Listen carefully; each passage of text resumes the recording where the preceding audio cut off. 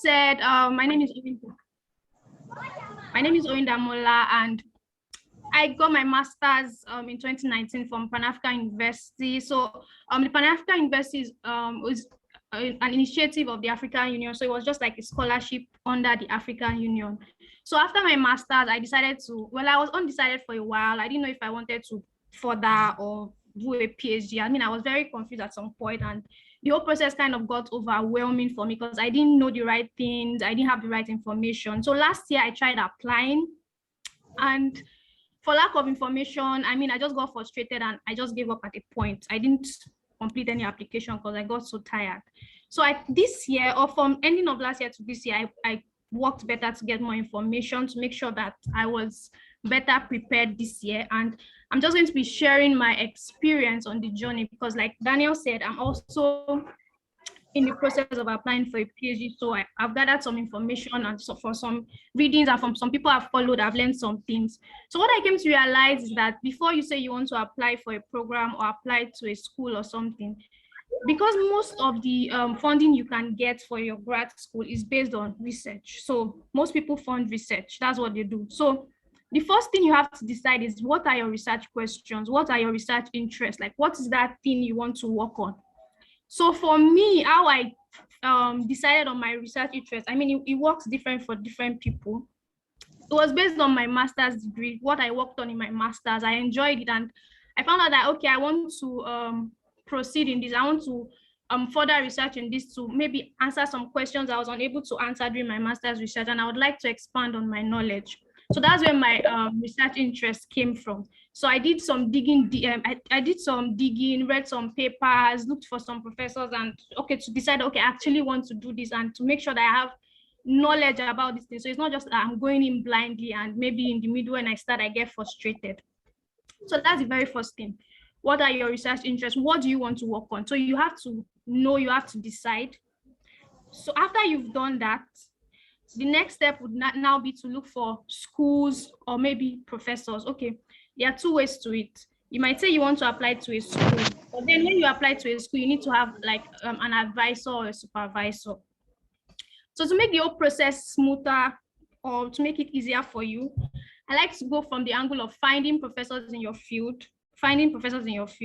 that where your research interests align. So you people, the professor is doing something that you're interested in, and you can actually work under the person. So when you find those professors, you can just then send them an email and introduce yourself that, oh, I am this person. I read some of your papers. I saw that you are doing this work, and I'm interested in working with you. When you send them an email, they might reply, they might not reply, depends. So when you send those professors the emails, and when they see that, okay, I see that you understand what I'm doing, I can work with you. Did I get disconnected again? Okay, I think I'm still on. Can you hear me? Hello? Am I still connected? Yes, Oyin, we can. Oh, okay, thank you. So like I said, you look for professors in your field. Some people have this notion, have this idea of applying to top schools. I mean, we all have this dream of going to the Ivy Leagues, the top schools. Oh, I want to graduate from Harvard. Me too, I want to go to Harvard, but I mean, everybody wants to go to Harvard. But I think we have to be realistic. I feel when you're applying to school, to increase your chances, because this process is not easy. It's going to take a lot of time. It's going to take your money. And it wouldn't be so good to just put all your eggs in one basket and just die on the hill of maybe going to the top schools. So what people advise is to make sure you spread out. So maybe apply to one top school, to one school that is also good, but is not so rated, that has a high acceptance rate. You look for professors in that school and send an email. So I have a strategy I use when I want to find professors. So I could either do a Google search. So I'll be sharing my screen now just to do like a little demo. Okay.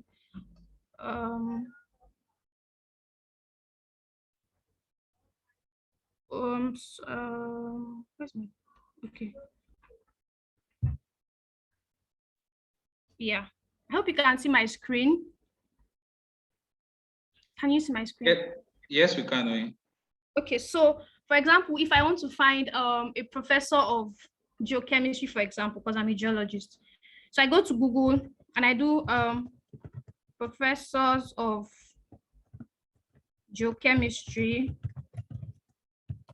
in the US. So maybe I've decided that okay, I want to do a research in geochemistry. Then I come to Google and I do a quick search, and I'm seeing different schools. So this is Harvard, Columbia, University of Oklahoma. I click on University of Oklahoma. Then it takes me to this faculty, and I see different professors. Then I come here. This is their email address, so I can just click this person to have more information about what she does. So here I have her CV. I have her areas of interest. That is what she's working on. Seismic interpretation. If this is something I'm interested in, then she comes here, highlights her research, selected publications. I can go here and read her publication. If it's something I'm interested in, then I come here, I copy her email, and I send her an email like, oh, when you introduce yourself, oh, my name is this. You introduce yourself and your research experience, what you've done, what you've worked on, what overlying interest the two of you have. Like, okay, I'm working on this. I see that you also work on seismic interpretation. In my undergraduate, I worked on well logs, and you just find that things that connect the two of you. So it's not like somebody is in microbiology and you as a geologist, you're now sending an email to somebody in microbiology, and you don't want your emails to be generic. So you just send an email that, okay, are you accepting new students? Are you blah, blah, blah, blah, blah, questions like that. Are you accepting new students or not? Sometimes they will reply you, but I mean, it's not every time that you get a response, but that doesn't mean you should stop. You send as many emails as you can. Some of them will reply like, oh yes, okay, yes, you also have to attach your CV and your transcripts.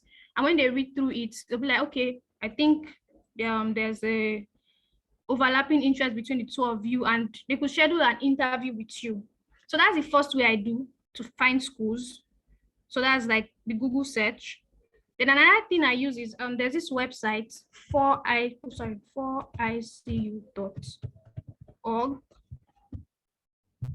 4icu.org. I'll drop the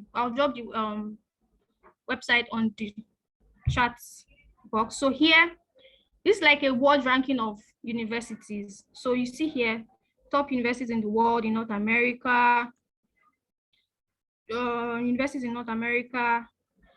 Even here, it categorizes according to continent. So if I come here, I click North America. So maybe I'm targeting schools in the US. And I come here, United States. I mean, this is a rigorous process. This is what I do actually, because I had this goal of sending as many emails as I can and finding as many professors as I can in my field to like increase my chances. So maybe it has grouped it according to states. So maybe I want to check for Missouri, for example. So these are the schools in Missouri that's grouped them. So I can come to University of Missouri. I click on University of Missouri. I come here. Oh, do they have postgraduates? Yes, they have masters and doctorates in humanities, social sciences, language, and wherever. If you're in medicine and health, if you're in science and technology, you come here and say, oh, they have postgraduates in this. If it's masters or postgraduate, oh yeah, they have. Then you go back up and you just click here, and it takes you to the school website. From the school website, then you can go to the faculties. You come here and click academics. Then you see graduate programs, graduate degree programs. So let's do a filter, doctoral programs, for example. Then it lists the different degrees that they have. So for example, if I'm a chemical engineer, I click chemical engineering. Then I go here.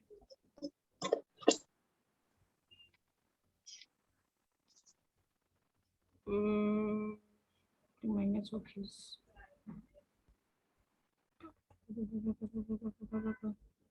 So from here you can see why is it not working? Director.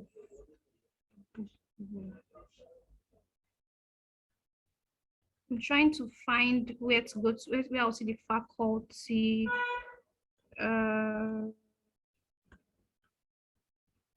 I can't find it. Okay. I think I'll come back to this later. So this is just like an overview. There's a way I can go to the faculty. I'll try to figure it out. I'm not seeing it now. So let me not take all your time. I think my 10 minutes is up. I think it should be. So this is just like an overview, a summary per se. So I think maybe during the question and answer segment, I would be able to answer more of your questions. Let me stop sharing my screen. How do I stop sharing my screen? Come on now. Wow. Uh,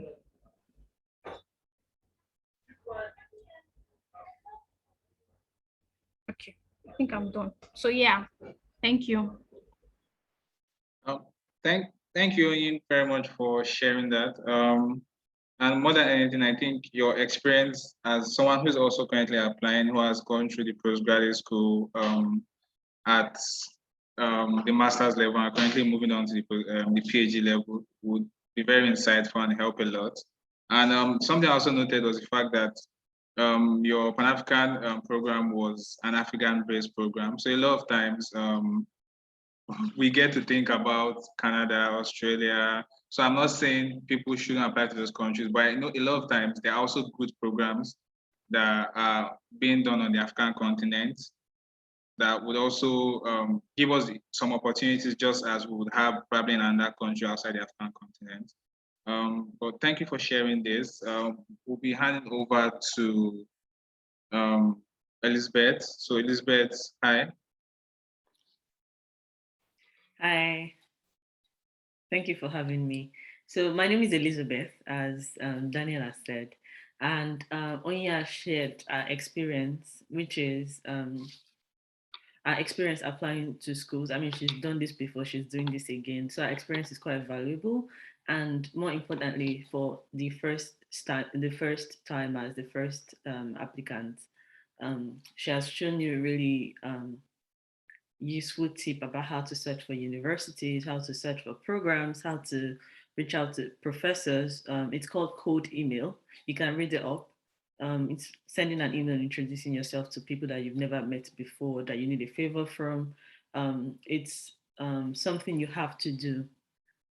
And in my own experience, personally, this at Notre Dame, I sent I sent cold emails to the professors, but they did not respond. But that didn't deter me from still going ahead to apply, and I got into Notre Dame. So what I would be sharing would be more general tips that are really useful or that I hope will be useful to you. And if you have any question, please do not hesitate to drop in the chat box. And hopefully, I think OAC is also setting up a system where you can reach out afterwards or something. But I'm just going to be sharing general tips. So first things first, grad school used to be really elite. It used to be like for specific set of people, right? Years ago. But now it's not as elitist as it used to be. It's now increasingly more accessible to a lot of people around the world, whether Africans or non-Africans. Like in my master's program at UCL Qatar, I I was Nigerian. We had Pakistani, we had American, we had Greek, we had Polish Australian, we had Swedish. So it's not just Nigerians looking for grad schools. To be honest, people from around the world are looking for grad school and are looking to get into grad school. But at the core of all of this is like, what's your goal? Why do you want to go to grad school? Right? And this question is very important because you might not get in at the first trial, you might not get in at the second, right? But if you have a reason for wanting to go to grad school, that reason will spur you to apply again and again. So after having said that, I'm really hoping that you do not have to apply over and over again because, to be honest, it's quite expensive to apply to grad school because you have to pay application fee, right? And the fact that you have to pay application fee also discourages you from applying beyond a certain number because you have to do the math, especially like I'm looking through the list of people here right now who are mostly Nigerians, right? And if you do the conversion, dollar to naira conversion rate, it's quite a limiting factor, right? Although I've also found, I would get there in a bit, that there are ways to also not pay application fee, and that's by asking questions and writing to the universities. And if they have the opportunity, they will tell you not to pay. I've advised people on this journey, like people have been able to talk to a mentor to do that. They've done that, and some of them, quite a number of persons, have been able to submit applications without having to pay the application fee. So saving bucks and using that money to apply to another school just to increase the chances of application. So I'm just going to be listing some points that I feel like are very important. So mentorship. On your grad school journey, mentorship is very, very, very important. And by mentorship, it doesn't have to be something rigid. It doesn't have to be something cast in stone. It's just having someone to help you look through your application portfolio before you submit or during as you put them together. So the strategy I usually advise people to go for is, where do you want to go to? So for instance, what is your goal? Why do you want to go to grad school? Do you want to go to grad school because you want to get an international job? Do you want to stay back after graduation? Do you want to go to grad school because you want a global life?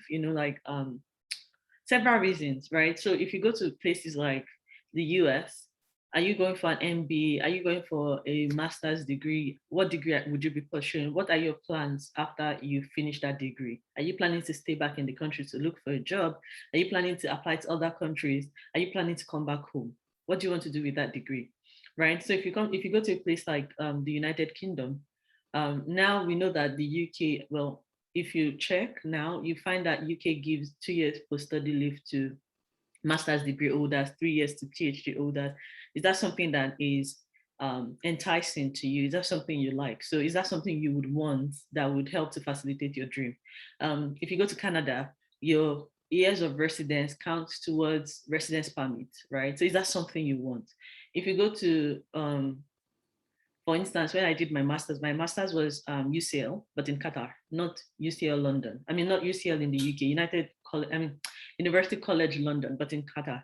But if I had come to UCL in London, I would have had to pay my own school fees, which I couldn't have been able to pay because I can't afford it at the time. I couldn't afford it at the time, right? But being able to go to Qatar, I got a scholarship from Qatar Foundation that paid for my tuition, my accommodation, and also paid me stipend, right? So in the end, I was able to get a degree and, that was funded. There are also scholarships in China. There are scholarships in Australia and New Zealand, in Europe, and even some countries I'm just saying this especially for first timers. I hope this is really useful. If most Scandinavian countries, they have really low, cheap tuition. If that's something that would be interesting to you, that's also something you could look into, right? So basically decide where you want to go to, how many countries you want to apply to, US, Canada, UK. If it's just US, because US offers, there's a higher chance of getting funding in the US than in the UK, for sure, everyone knows that. If you want to do that, please do that. If you want to go to the UK to school, what funding opportunities are available to you? Most often than not, the funding opportunity will be external to the program. But in the US, generally, a lot of schools offer funding that are side by side the program you want to apply to. So really, those are the background work that you have to do. If anybody tells you that it's a walk in the park, it is a big lie. You have to do your own work to get you where you want to get to. So to go back to the point, mentorship, look for people who have already walked that journey and make them your friends. So I'm an archaeologist, I'm in the social sciences, I'm in the sciences, it doesn't matter.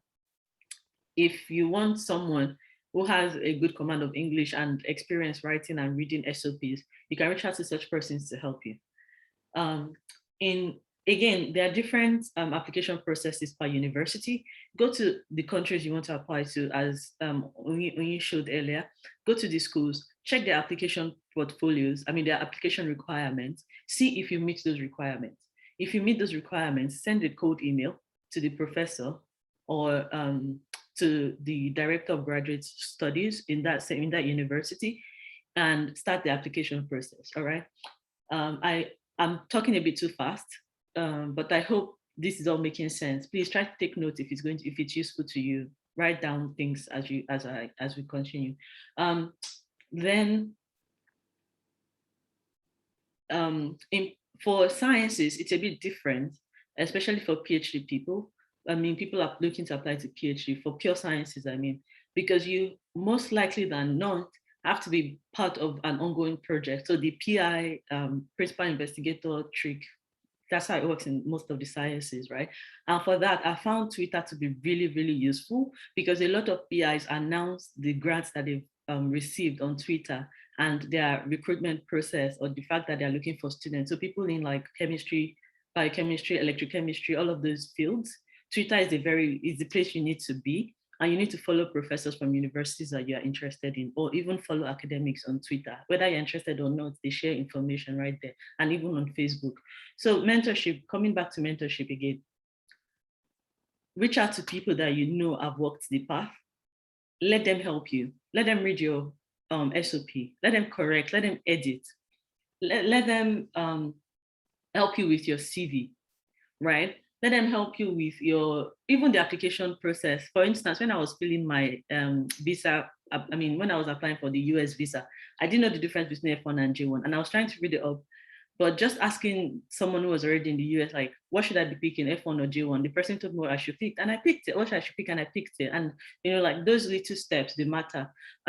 So the next thing I would be talking about is network. I already talked about it before, just slightly. But Twitter, Instagram, they're really good places to be, but not just for the social aspect of it, but follow interesting people that would offer resources to you, that make resources available to you. So Getting Edu, GETIN EDU, is one place that I know for sure. They offer paid services as well. Like you have to pay them to read your SOPs, you have to pay them for some other things. Yes, but they offer really, really valuable resources. You can check them out on Twitter, on Instagram. They have a website, doing.com, DOCCOM, I think. There's also another person to check out on Instagram. Follow these people. This is application season from now till December. Some schools accept students on a rolling basis, so you probably do not have to worry about deadlines. But December 15, December 31, January 1, January 15 are the most popular deadlines in the UK, in the US, right? So this is the time to start looking out for such things, to start applying actually. And another point that I wanted to get to, I hope we're like running a lot out of time, but I'm just trying to pack as much as I can within this short minute. And hopefully during the question and answer session, some of these questions will come up that we can also talk about. So I was going to say something and I lost my train of thought. Okay, that's fine. So talking about the next thing, putting together your portfolio, you have to start early. So now I remember what I was going to say. So you see, if you're going to grad school in the US, you have to almost necessarily bite GRE.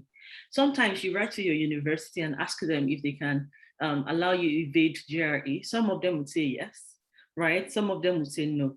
But for people in social sciences, for instance, or even people in the sciences, consider if you have to write GRE or GMAT. You have to write TOEFL or IELTS, right? To go to any country abroad, to be honest. So what I usually advise is this. These things are expensive. Pick schools that have similar requirements so that you don't have to write all the exams. So look for schools that offer GRE if GRE is your strongest point. Don't look for schools that would ask you for GMAT. But if you have money and you want to write GRE and GMAT, please write. But if you don't have that, if you don't have those resources, the money to spend and the time to spend preparing for those exams, pick schools that require specifically GRE and TOEFL. If it's IELTS, pick schools that require IELTS and TOEFL. Sometimes they write on their website, sometimes they don't. Please, whenever you're applying, do not hesitate. Now, it's mostly in Nigeria that we're usually a bit hesitant about reaching out to people in high academic positions. Please do never hesitate to reach out. A simple email goes a long, long, long way in your application. So not just even to the professors. Ask, please, I don't have money. I'm from Nigeria. Don't say it. Don't write it the way I'm saying it. please, can you help me find funds to pay for my application fee? I can't afford it, but I would love to come to your university. Please, can you help me with my ticket? You've given me admission, but I don't have money, but I want to come to the US. You know, those little things, they help a lot. So strategic planning, start early, budgeting, how many schools do you want to apply to? How much do you have? Which countries do you want to apply to? How many exams do you want to write? When do you want to write the exam? You know, those are the important things to do. Then again, always ask questions. And with regards to SOP, sometimes people get away with generic SOPs, but more often than not, you need specific SOPs. And something that we talk about with SOP is go to the university website, check specifically what are they asking for in the SOP. If they're not asking for anything specific, then you can go to the generic ones. I mean, generic guidelines. But more often than not, people are asking for things.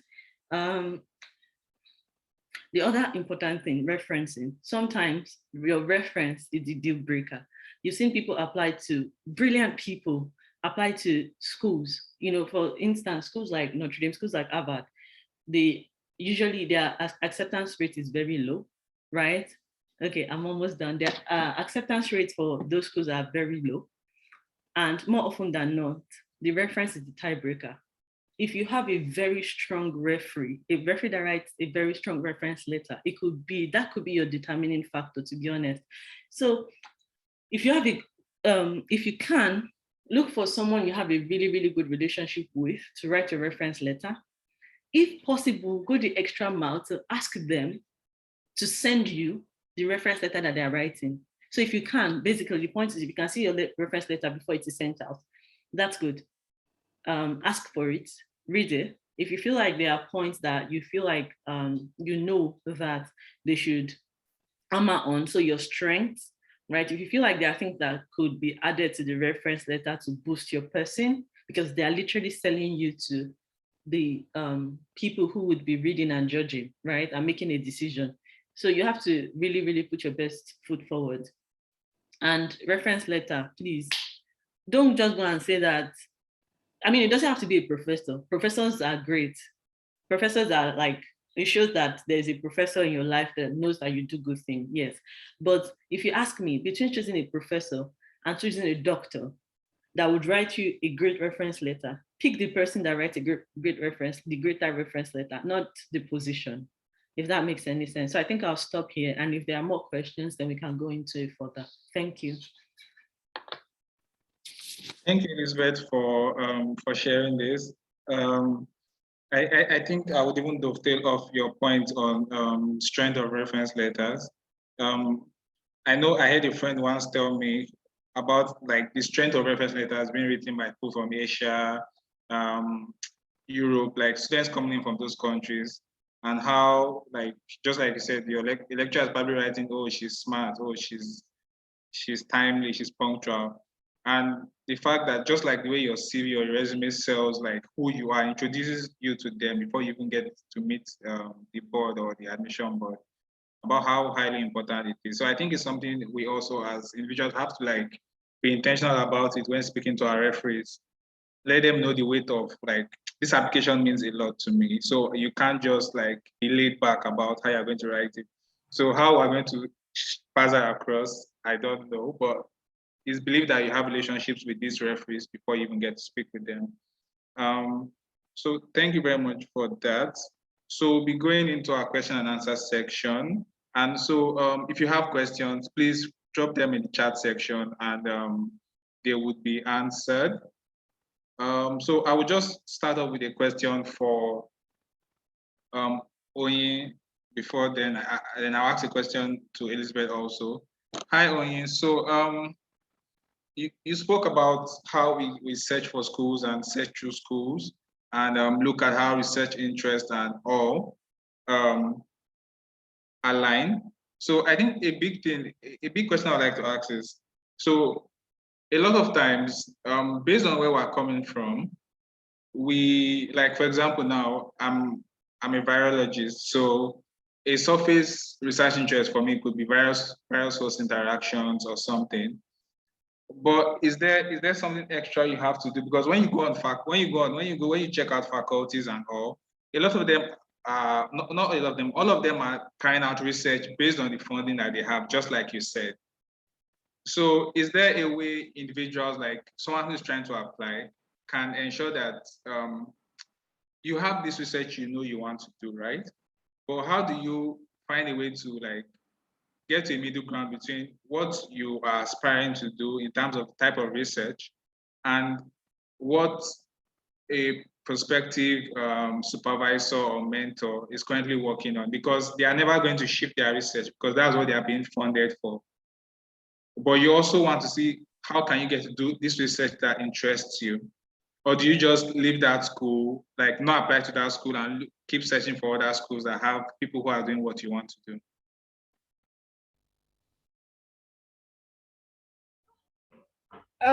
Okay, I'm Daniel. So, like Elizabeth said, like you need to have mentors on this journey, and it doesn't have to be physical mentors. So I follow a lot of people on social media that post pointers and tips, and there's one of them in particular. What he says all the time is go where the funding is.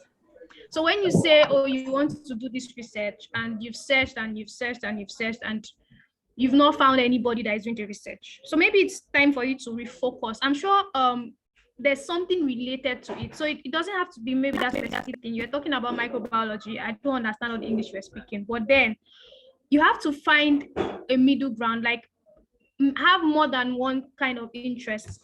And again, I think the US has how many schools? I think over 2,000 schools. There are a lot of schools. So I don't think it would be almost impossible for you not to find somebody that is doing what you're interested in. I mean, you didn't pick it up from thin air. You probably read a paper or something and developed an interest in it.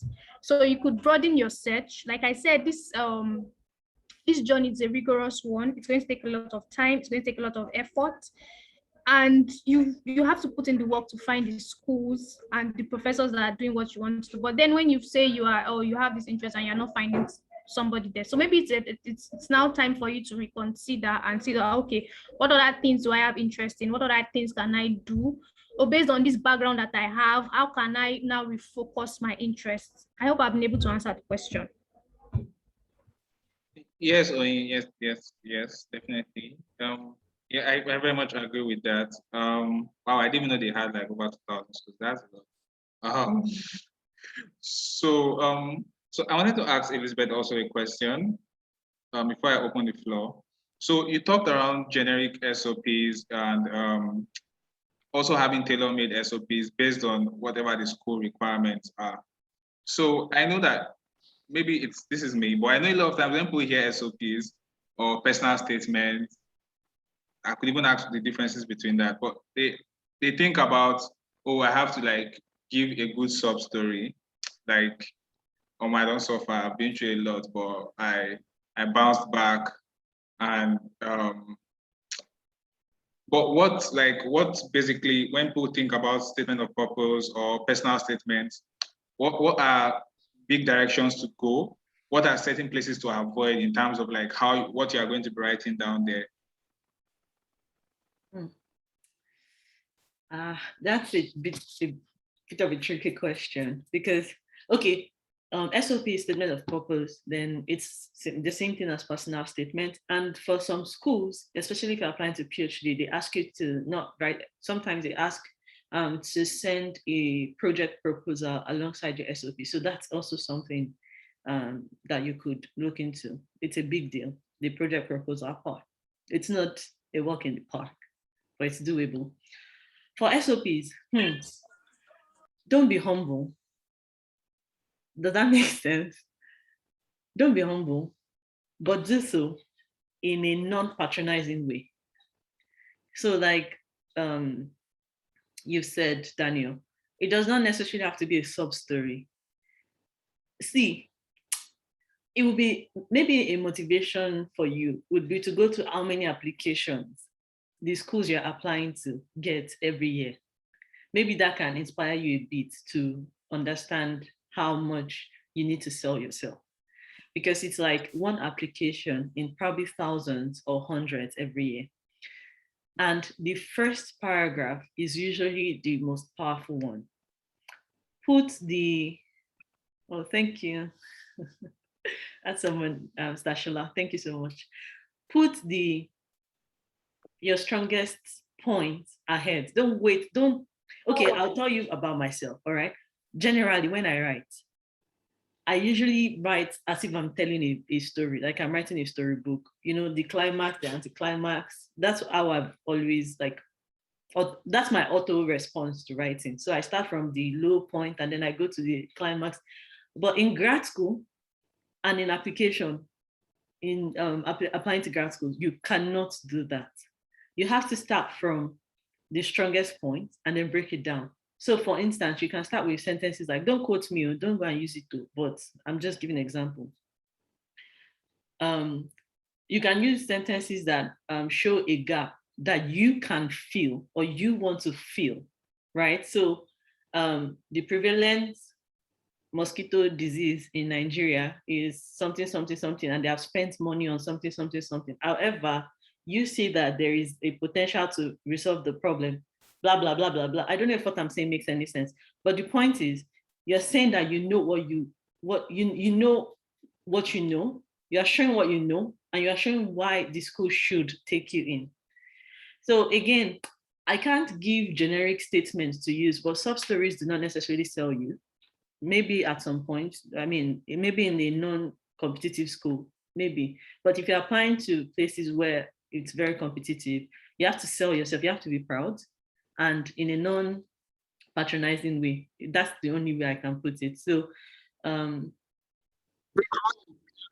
you have to also show strongly that you have experience or skill for the program you're applying to, right? Show how your trajectory has led you to where you are now, and how that trajectory makes you a very strong candidate for the program.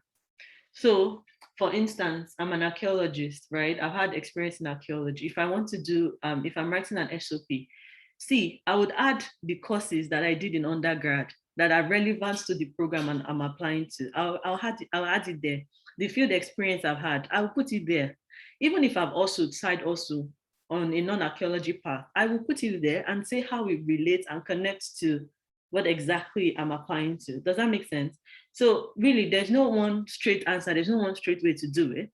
But again, the bottom line is sell yourself as much as you can. That's my answer. Thank you very much for this, Elizabeth. So please, we'll be taking our questions now. So if you have questions, so we're doing it in two formats. If you have questions, please drop your questions in the chat section, and then we'll answer this. So Benjamin says, do CVs with little or no experience or skill sets in your area of study, are they a determining factor? I'm asking this to both Elizabeth and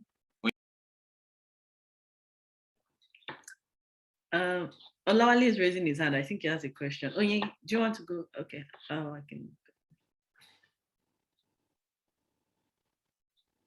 Okay, I can answer.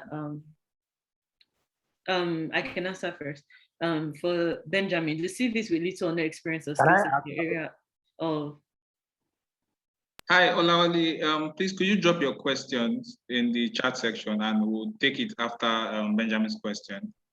Thank you. Limited skills may not necessarily be the best thing when applying for a PhD program, like straight up, right? But when I talk to people about CVs, I always say that your CV, if a fresh grad, okay, so if you're still in school now, let me just be giving you this now. If you're still in school, try as much as possible to get skills, as much as possible, even if it's like during mid-semester break or any of those things. Try as much as possible. There are free courses online, Coursera, all of those things. Try as much as possible to do as much as you can. During your NYSC, try as much as possible to get skills that are relevant. They are not necessarily determining factors, but they are important factors.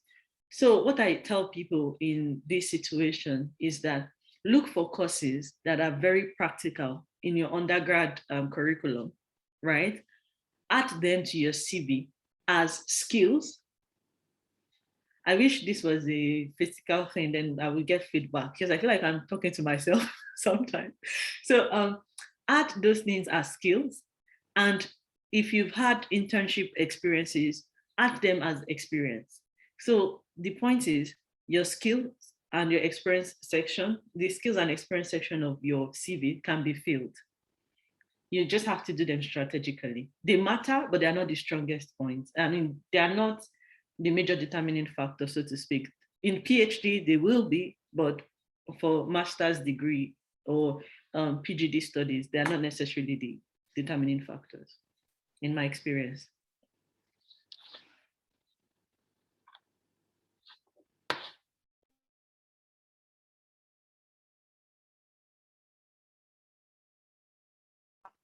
Hi, Elizabeth. So Olamide says, what if I don't really have experience like field trips or research? Can I still apply? I'm in the Department of History, by the way. Okay, let me take that. So when Olamide says no field trip or research and you're in Department of History, I don't really understand the question. So what are you applying for exactly? Is it a master's degree? Is it a PhD degree? And I believe that as long as you graduated from a university, you did research in your undergraduate, you have research experience because you did the, what do they call it? Thesis project. So I think that is research experience. So maybe he or she should try to reframe the question. Yeah, especially because the person is an historian. As an historian, you couldn't have gone through 4 years in school without writing a single paper or collaborated on a single project. Look for those things. Those are the like strategies that you should integrate in your CV. I mean, those are the points you should integrate in your CV. Those papers you've written, your thesis, like Oyin said, your the projects you might have collaborated on or with during your undergrads. Those are things to add to your CV. Hi, Elizabeth. Kelani says most of the scholarships or half scholarships specify age and grade limits. How can one access ones without these restrictions? I don't necessarily agree with that statement that they have age restriction. Where are you looking to? I know that some applications have age restrictions, but it doesn't mean all applications have age restrictions. If the one you're looking at the moment have age restriction, go and look for the ones that do not have age restriction. There's something somewhere that does not have age restriction.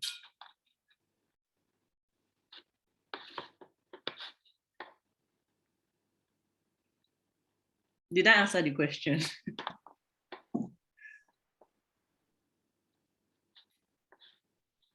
Daniel, you're on mute. Okay, sorry. I think it does because just like I think when you mentioned this also, and you talked about this about how it's time intensive, it's also effort intensive. Let me use that word. So yes, you probably have not come across those that don't have those restrictions for age and grade, but there are definitely scholarships or opportunities more level and allow more people to apply. And so it's just being more intentional about searching for these things and there are proper search terms you could use to help locate these opportunities.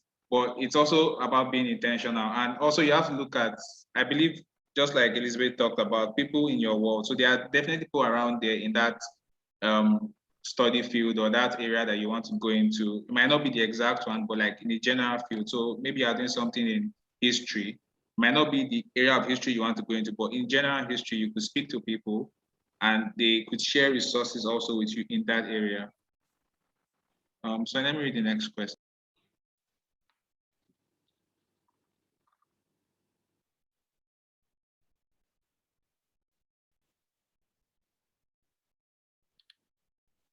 Yeah, and while you are waiting for anything, please try to garner skills. Just Daniel, you're on mute. That's the only reason I'm interjecting. While you're waiting, try to garner skills, even if the skills are pending, so long as you have decided that you want to apply to grad schools. Start looking for skills that you want to add to your CV that will be relevant to the grad school or the degree you're applying to. It's never too late, even if it's like, what's it called? Degree in view or skill in view, something that shows that you are always on your feet, you are able to work under stress, you're able to manage your commitments. Those kinds of things, they matter. So just keep trying, really. Okay, so sorry. Idris is asking. So he says, I want to ask, do you have to put applications on pending while earning more skills? And then when you have the skills, you can apply. Or sorry.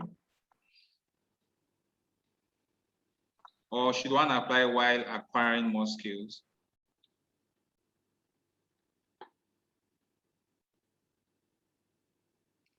I think what I just said somehow answers part of the question, right? So there is no, I cannot advise when best to apply because I don't know your situation or your circumstance, right? I don't know your education level or anything about you, right? But again, if there is a skill that you are working on at the moment that you feel like it would be really a plus on your application, you can add it to your CV and put it there as pending. If there is a degree you're working towards, so for instance, people in their final year of grad school, for instance, you can start applying now and just put it there that you can start applying now and just put it in your application as your degree you would be graduating in like next year or so. It doesn't, the fact that you have not even graduated, you're in your final year and you have not graduated does not mean that you will be disqualified. Your application will be considered, and if you qualify, you would be given the admission for sure.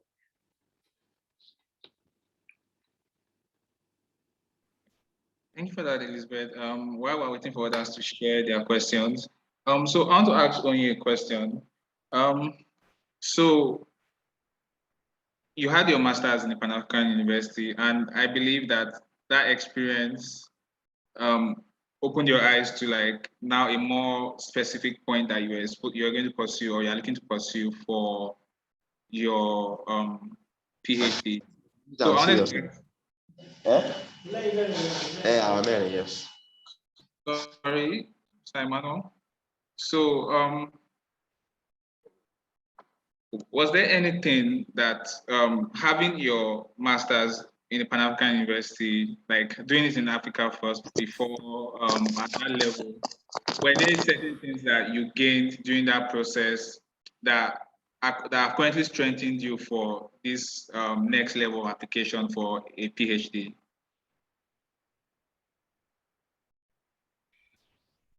Okay, Daniel, if I get your question correctly, you are asking me if I gained anything during my program with Pan-African University that is kind of helping me to this next level, to this current state, like something that is pushing me from what I learned during my Pan-African University program. Is that what you're asking? That's the question, right?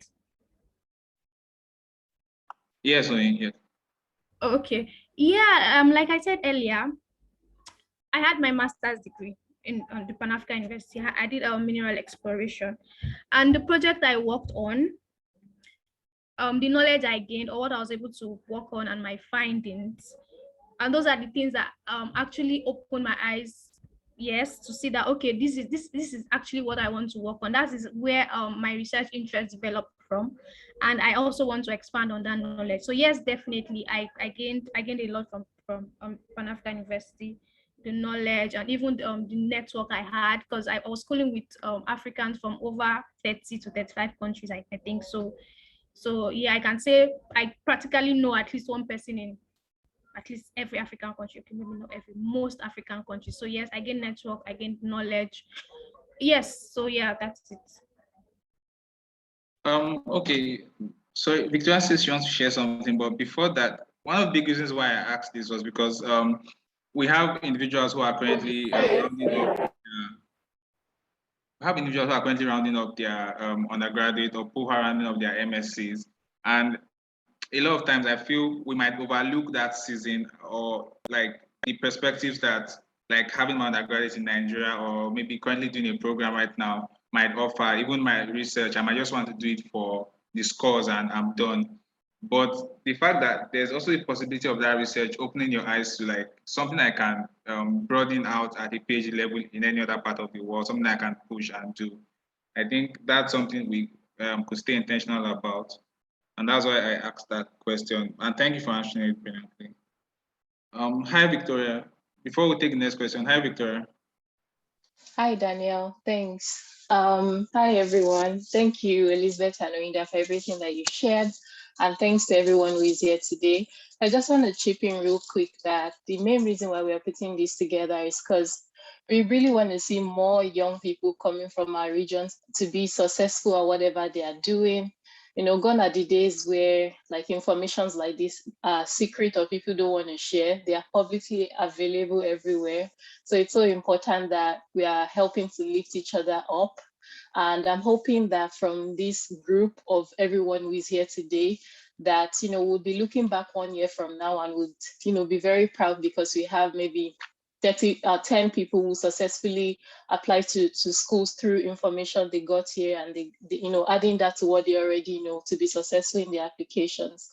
I feel like Elizabeth and Oinda have shared a lot with us, but something that I want to also add is, you know, don't be overconfident in applying to grad school. There are certain people who feel like, oh, I know what I'm doing. They don't ask for questions. They don't ask guidance.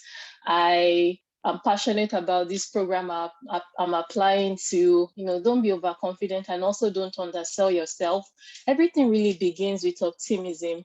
I used to think like applying to grad school was for certain people, maybe people who are like popular online or something, but you know, they are just like ordinary people like you and I who have made it to really prestigious schools. So really, like Elizabeth said, don't be too humble, don't undersell yourself. You have to be, first of all, optimistic, because nobody will give you that optimism. If there's that saying that you can take a horse to the riverside, but you can't force it to drink. So you can have a mentor or mentors who have navigated the process. But if within yourself, you keep doubting yourself, I don't think I'm good enough, I don't think my writing is good enough, anything that you feel you're lacking, you can learn. So that's something that I think is so important. Yeah, so I feel like we can all learn from that, and applying to grad school really is, it's expensive, but it's possible. Don't be afraid to ask for help. Age has nothing to do with who you can ask help from, because all of our journey is so different. So you can have a classmate that you know from secondary school who is now in Canada or in Australia or in China or somewhere, and you don't want them to feel like you're still behind. So you would rather not ask them for help and just figure it out on your own. Just ask for help. We all have our individual journey. There's no two-person that their journey is the same. Just because somebody has done grad school like 4 years before you doesn't mean we still can go further than them in the future. So I feel like we can share all these technical skills, but what would really help us get far are those kind of behavioral mindsets that we need to learn and to imbibe in. And nobody can teach us those things. It has to come from within. So that's just a little bit that I wanted to share, but thank you. And let's keep the questions coming. Thank you, Victoria, for sharing this. And really appreciate that. Hi, Oyin. So Demlade is asking a question. I guess these are for general scholarships. She is asking, are there recommended sites to get information on available scholarships?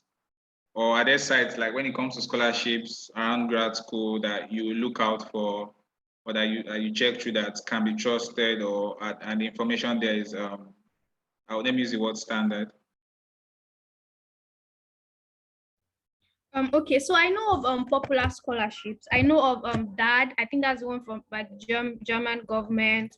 I know there's Chinese government scholarship. I know there's Korea. I think there are even scholarships in Thailand. Then I know of Erasmus. But the thing about those things are, while they are possible, they are highly competitive. Like they are very, very, very competitive because a lot of people are doing that. I mean, a lot of people are applying. So some popular websites I know that post opportunities for scholarships and things like that. I know of Opportunity Desk. I know of opportunities for Africans. I think off the top of my head, I know of those ones. So yeah, these scholarships, they are usually year round. I know even Chevron. I think Chevron is out. I'm not so sure, or maybe it will be out very soon. Chevron scholarships. But the thing about these things are they are very, very, very, very competitive. But the one we are now talking about here, you sending cold emails, those ones are also competitive, but less competitive than the applying to Erasmus or applying to Chevron and things like that. So you could do like a mix of both. Apply for the scholarships, the Erasmus and the Chevenix and the Swedish Institute scholarships and the DADs and the likes, and also try this approach of sending cold emails. It's just about not putting your eggs in one basket to make sure you spread as much as you can. Yeah, I agree with Oyi. I agree with Oyi about. Okay, I'm posting something in the chat. If it's useful to you, please go ahead and copy it. Those are some links for finding that share. I mean, those are links to pages that share scholarship opportunities. But as Oyi mentioned, more specifically, universities have funding opportunities available to them. And that funding usually determines the number of students they recruit per year. So more often than not, when you apply to this sort of universities, funding is automatically attached to that. So I'll give you an example. In my school, I think it's the same as Victoria's school. Victoria recently finished a master's degree, and Tinu here, she's on the call as well. She's starting a master's program in the US, in Wisconsin. So in my school, for instance, there are like 6 of us in my cohort on the presidential fellowship. So that's the fellowship that pays my tuition. Another person is on another fellowship that pays their tuition. So I didn't have to apply separately to these things, although some people do have to apply. So I know someone in the UK as well that is on a presidential fellowship in the UK, because I'm not sure if they had to apply or not, but those are not necessarily advertised fellowships or scholarships, but they come with the program, if that makes sense. Sometimes when you apply to schools, and that's why we talked about sending emails, cold emails on the process. See, you cannot do any wrong, but you can never go wrong sending an email. If you get admission, and they give you, I don't know how they used to put that thing. Sorry, I'm going a bit local. I mean, very relatable thing now. They give you 60% funding offer. See, you would be hurting yourself if you do not send an email to that university and negotiate your offer. Does that make sense? So talking about funding now, sometimes funding, when you get the scholarship and there's no funding available, when you get the admission and there's no funding available, even in the UK, write to the university, write to the department specifically and be like, thank you so much for your offer. Thank you for giving me the opportunity or granting the opportunity, blah, blah, blah. I am a Nigerian, middle class, and despite, you have opened the door, but I cannot come in. I'm just saying this. You don't have to say this literally. I'm just giving an example. You have opened the door, but I cannot come in because I do not have the money to fund myself. Do you have funding opportunities available at the institution? Or alternatively, could you point me in the direction of funding available to Nigerians, African, or international students, right? Sometimes you have to ask to get these things, even if they don't know the answer to that. Sometimes the schools or the department will go out of their way to look for resources for you. So again, please do not hold yourself back from asking questions, please. Thank you. Thank you. So let me just quickly, sorry, Daniel, let me just quickly chip in and add to what Elizabeth said. So I'm sharing the experience of my friend. A friend of mine, he just resumed for his PhD in August in the US. So he got this admission, I think last year. Yeah, I got the admission last year. He was supposed to resume in January. But when he got the admission, it didn't come with funding. So he was trying to see if it was possible for him to maybe go and sort out funding himself and stuff like that. He even applied for the visa, but he didn't get it. So he had to defer to resume this August, as in fall. So luckily for him, his advisor in the school in the US messaged him, I think around January this year. I'm like, okay, send me your CV. There's a funding opportunity in the university, not even in the department, in the university that I would like you to apply for. And he got and they applied for the fellowship and he got it, and that was where his funding came from, and now he has resumed in August. So just to add to what Elizabeth said, that even after you get the admission, there are still opportunities within the university that you can apply for funding, and you could get it.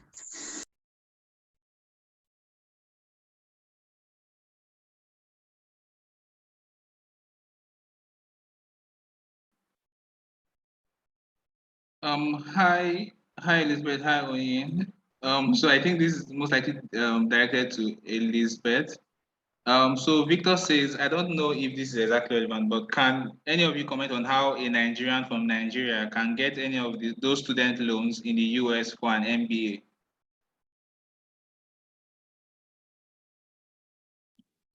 I won't lie to you. I don't know the direct answer to this question because I know that loans are usually accompanied by credit card requirement. And that is not the route that I have personally taught or looked into.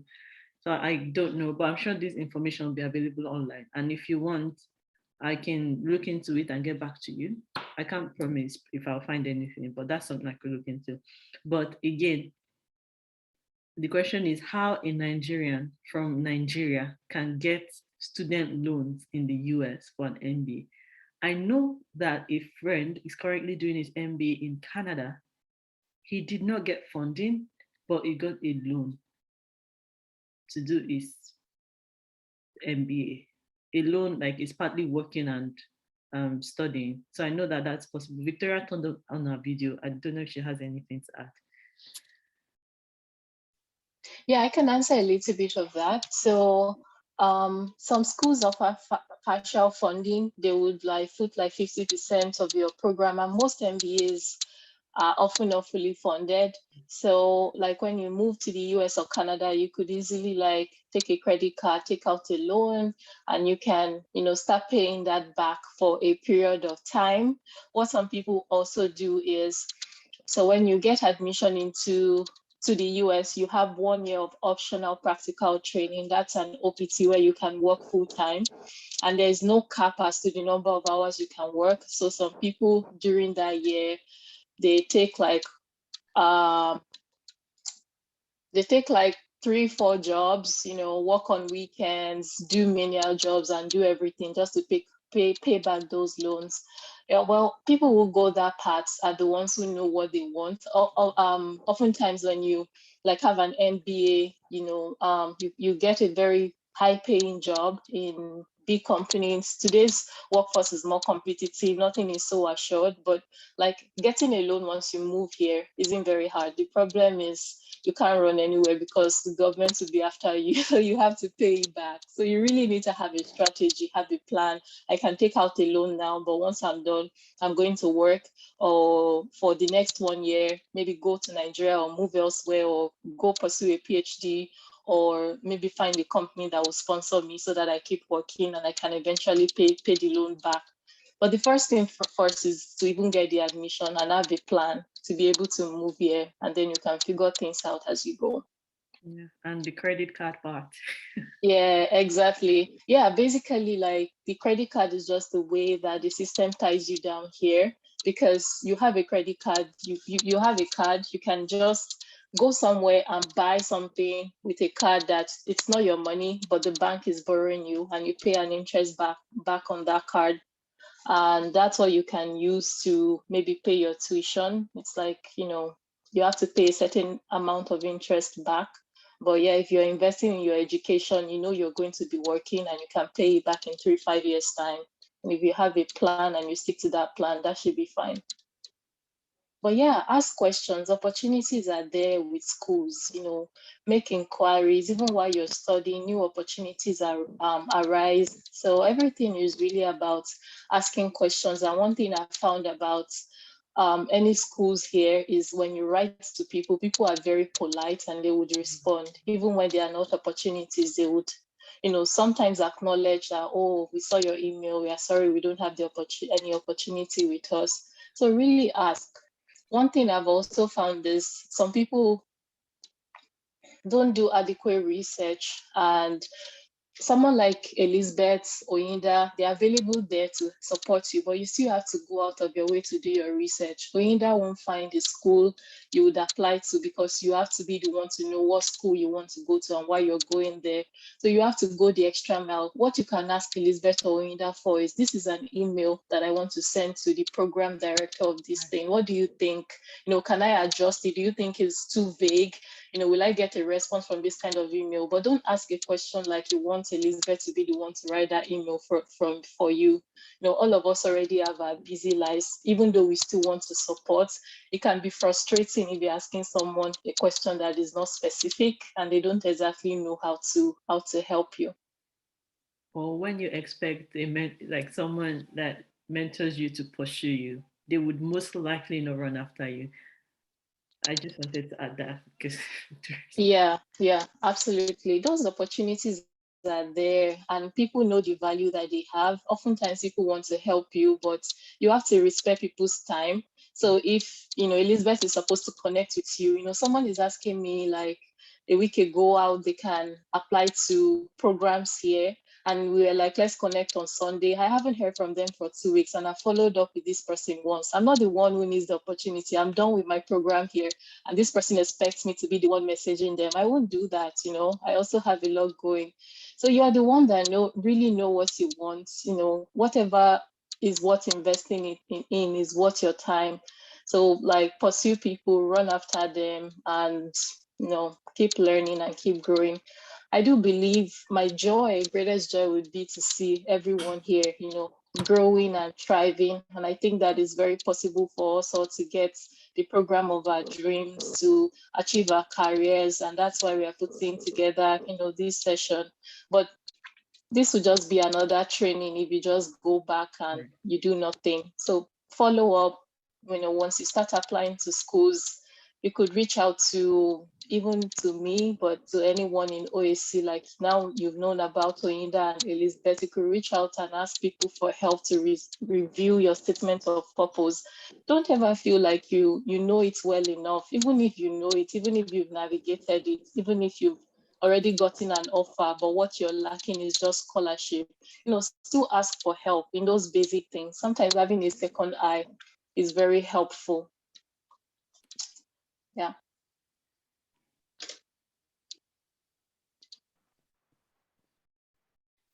Thank you, Victoria. I think we can't overstate the fact of having someone else look at it, gloss over either the materials for your application or even the decisions you want to make, sharing the ideas with someone and having that person give you an extra eye. So we'll be closing in a few minutes, but I just wanted us to close with a few things. So I wanted to ask both Oyin and Elizabeth. So now I want you to speak to people who are applying, people who have previously applied, didn't get it, or someone who is undecided. What are three key things off the top of your head if they are thinking about grad school? I know we have spoken about a lot, but what are three key things you would want them to take away, like probably to go and start working on or be more intentional about? So I would start with Elizabeth, then we'll round up with Oyindamola.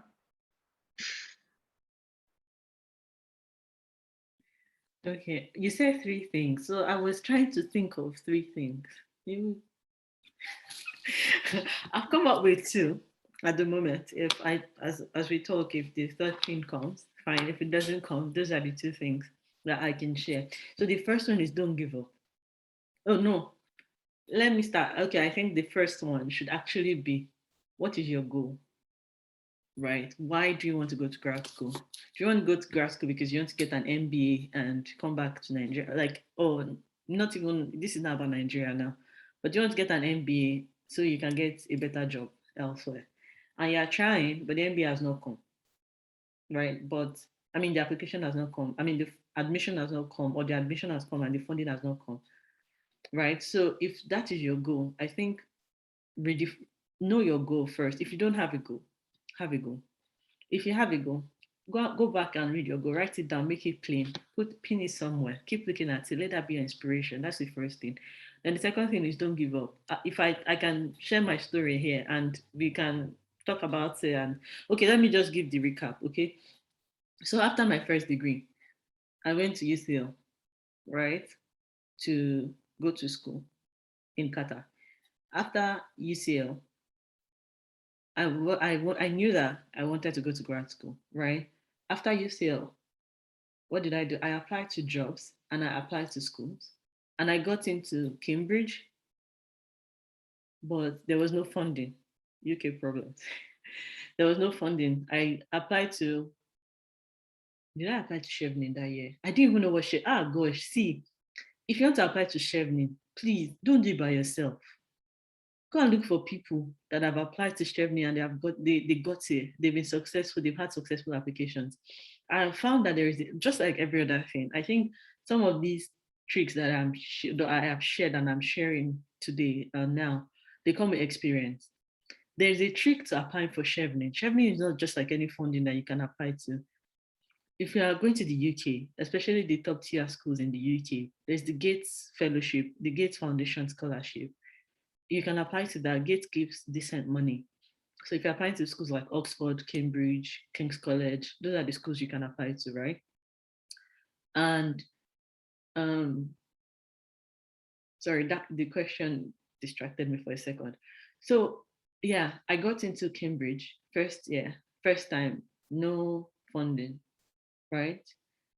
Second time, no, that's not even the story. I applied to Cambridge. I didn't get it. And the major reason I did not get it was because I thought I knew what I wanted. And the interesting part of it is this. People that are archaeologists on this call, they can relate more to what I'm saying. Even for you that you are in the pure sciences, for instance, when you propose a research question, see, please don't take away the place of mentorship. When you propose a research question, ask someone who has gone abroad already, who is schooling abroad already, to read through your research questions for you. Because the truth is, you might think that in your own world, that research question is super mind-blowing. But when you submit it and your reviewer reads it, they'll be like, is she coming from the 18th century? That was what happened to me, literally. Because what was literally mind-blowing to me was something that in other parts of the world, they had gone past decades ago. So me proposing that as a research design was like, no, she can't be serious. This is too basic to be a PhD research, right? So I didn't get in that year. Then I applied to Cambridge again the second time, and I got in this time, all right? But out of like, I got £5,000 in funding, which is a bit funny. Tuition, stipend, everything, £5,000.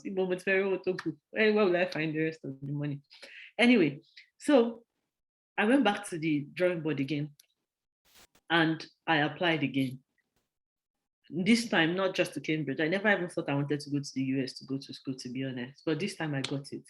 Recently, I was also looking on, I was on LinkedIn. I saw someone's story. She had applied to universities 20 times or more. She wrote the list of, I have it somewhere, probably on my computer. But because, see, it's easy to give up.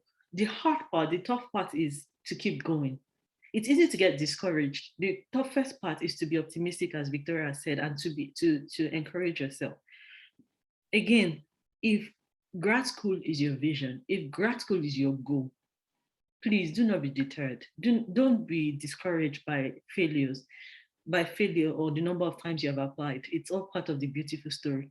But then the last point I'm going to make is re-strategize. Because if you learn anything from my story that I just shared, the point is that you can't keep doing the same thing the same way and expect a different result. Sometimes you will get a different result, which is like the probability of that happening is really, really low. But re-strategizing means maybe looking to different kinds of schools, right? If you've been looking to Ivy Leagues, don't stop looking to Ivy Leagues if you want to, like if that's what you want. But how about looking to like a different country? If you've been looking to the US and grad school is your goal, not necessarily living in the US. I'm not talking about relocation now. I'm talking about studying for specific purposes. How about going to Europe? How about looking to Australia? How about looking to Canada? How about looking to New Zealand? How about looking to somewhere in Asia, for instance, China, Thailand? How about Qatar? How about UAE? How about, I don't know if there are schools in Oman, Saudi Arabia, if you'd like to live in Saudi Arabia. So re-strategize. And re-strategizing could mean looking at your portfolio and looking at what went wrong. Could it be that reference letter? Could it be the project proposal? Could it be your statement of purpose? Could it be, what exactly could it be? So again, move back, check, like reanalyze your situation, re-strategize, and put even a stronger application forward. That should do the trick. So I hope that answers the question. Yes, it does very much, Elizabeth. I think about re-strategizing is something we constantly have to ensure that we are sticking to, so that we are not caught on our words. Hi, Oyin.